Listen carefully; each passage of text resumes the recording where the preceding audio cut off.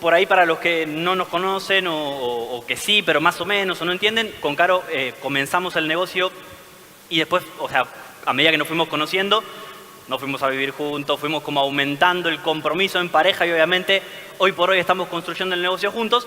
Pero bueno, yo voy a retroceder brevemente como para que también conozcan un poco desde dónde empecé yo en la vida, llamémosle. Y bueno, yo como decía Nacho también en la presentación, soy de la ciudad de La Plata, una ciudad que está acá cerca, quizá la conozcan, quizá no la conozcan. Soy el tercero de 4 hermanos. Juana, soy el tercero en profundidad. Está Juana, Gonzalo, Fernando y Candelaria. Cecilia, que está ahí y que está ahí. Gracias, Ma, también por estar acá.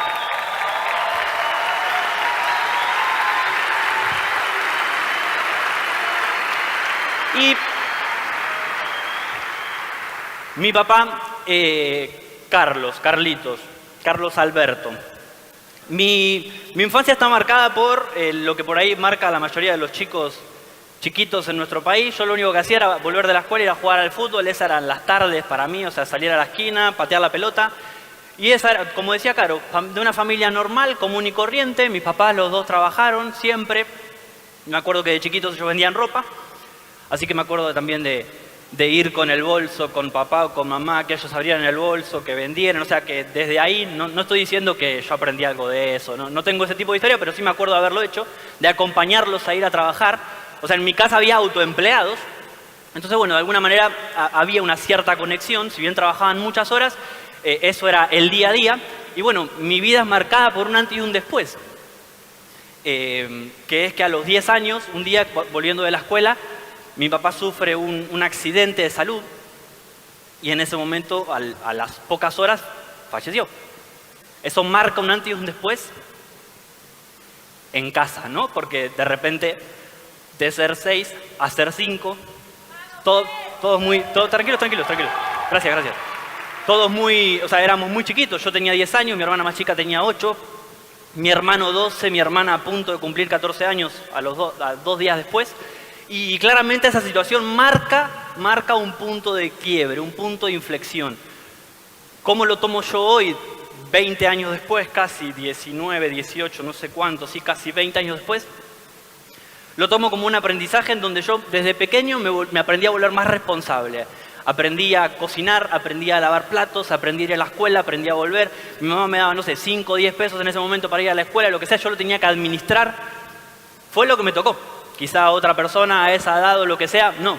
Y algo que yo tengo muy marcado de infancia, adolescencia, es a mi vieja. ¿Y por qué? Pará, por favor, que tengo poco tiempo. Quiero que escuchen más que otra cosa por ella y porque creo que a veces no nos damos cuenta que el ejemplo está más cerca de lo que creemos. No nos damos cuenta que el ejemplo está en casa, no nos damos cuenta que nuestros papás, nuestros amigos, si tenés hijos, tus hijos, quien sea, tu entorno a veces hace más de lo que parece. Te acompaña más de lo que parece, te apoya más de lo que parece. Si sos hijo y estás acá y estás por tu viejo o por tu vieja, si sos padre y estás acá por tus hijos, gracias por estar acá, gracias por bancar y gracias más, porque yo aprendí esto que decía Caro, ¿no? De hacer cuando uno no tiene ganas, hacer a pesar de... Y yo vi a mi mamá no solamente hacer sin ganas, no solamente la vi salir a trabajar sin ganas, la vi trabajar desde una emoción más difícil todavía. La vi salir a trabajar desde el dolor. Pero no tenía alternativa. Éramos 4, ella tenía 38 años, no había opción. No había ahorros, no había negocios, no había algo que sustentara más que su fuerza, más que su amor y más que su incondicionalidad. Así que gracias. Gracias.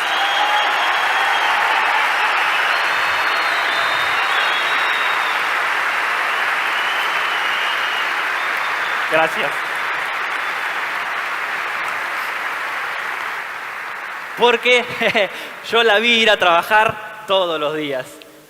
No es que un día sí o un día no. No importaba si llovía, si hacía calor.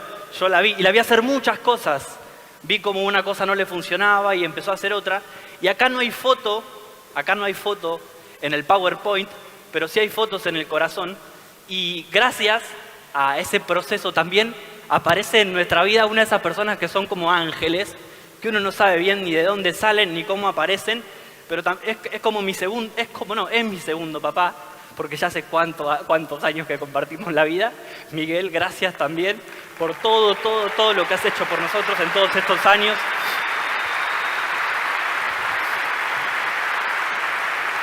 Por ser mi viejo siempre, desde el día 1, así que gracias.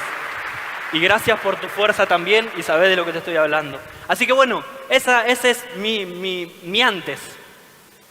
Vamos al después. Ahora no vamos a llorar mucho, vamos a empezar a reírnos, vamos a cambiar un poco el contexto.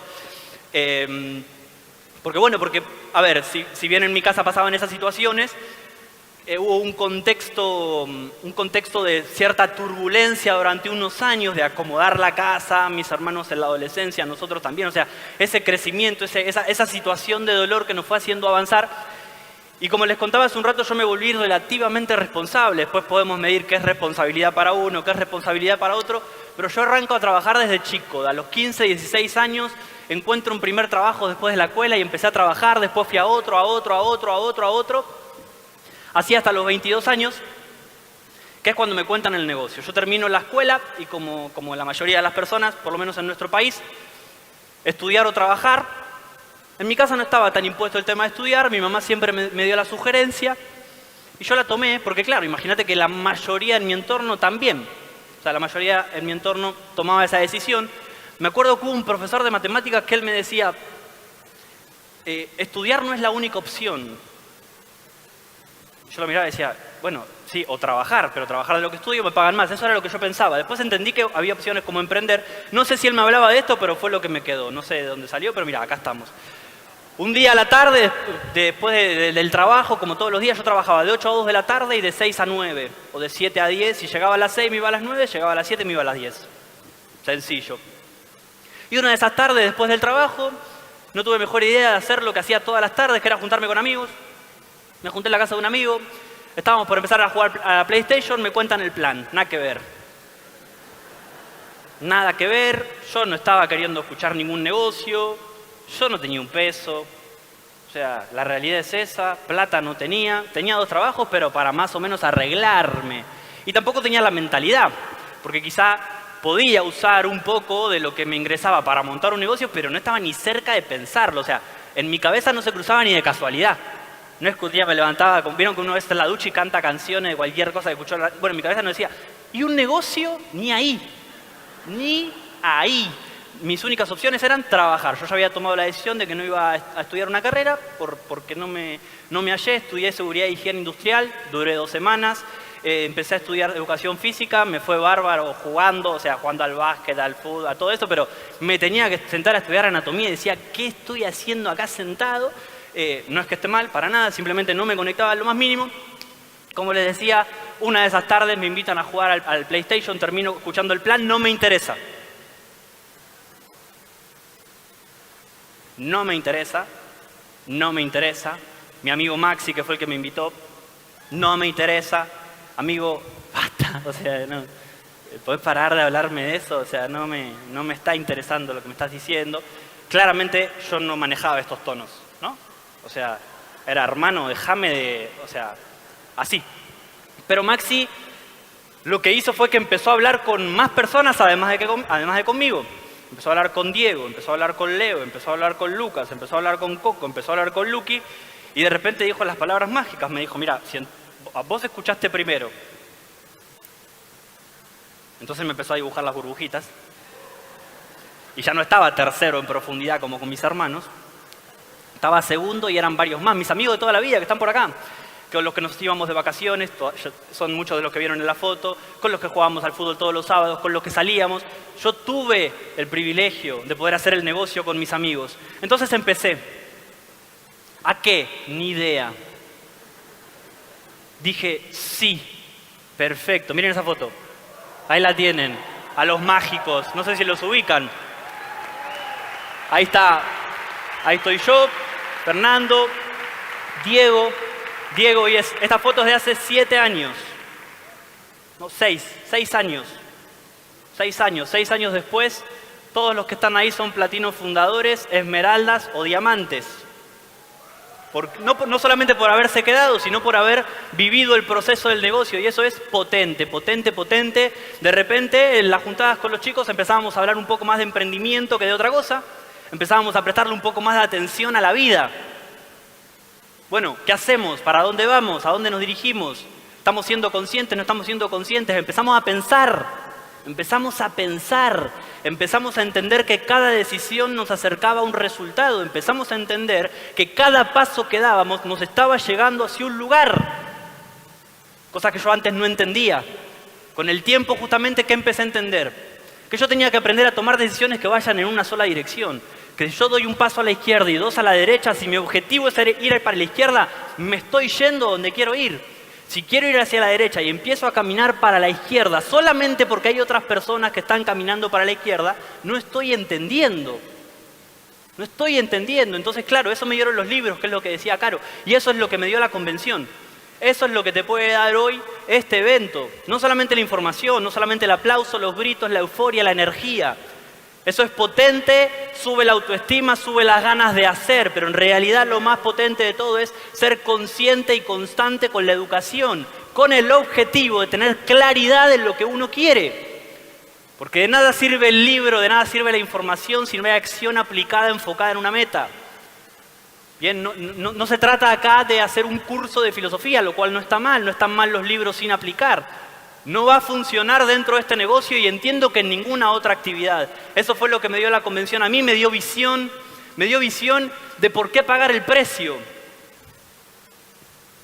Yo entendí que me iban a juzgar por no hacer nada o que me iban a juzgar por hacer mucho. Y yo decidí completamente al 100% y lo decido como lección de vida, que si me van a juzgar o que me van a criticar, que sea por avanzar, que sea por crecer, que sea por trabajar, que sea por ayudar, que sea por impactar, que sea porque soy el que más lee, el que más planes da, el que más audios escucha, el que más volumen mueve, que sea por hacer más, que sea por empujar más. Yo prefiero ser el pesado del grupo que manda planes todo el día. E incluso que algunas personas piensan, pero vos sos diamante, ¿y la libertad dónde está? La libertad está en elegir todos los días seguir ayudando a otras personas, porque de nada sirve que solamente llegue uno. El objetivo de un diamante es llegar, dar el ejemplo para que otras personas lleguen. No decir ya llegué, sino seguir trabajando. Eso fue lo que entendí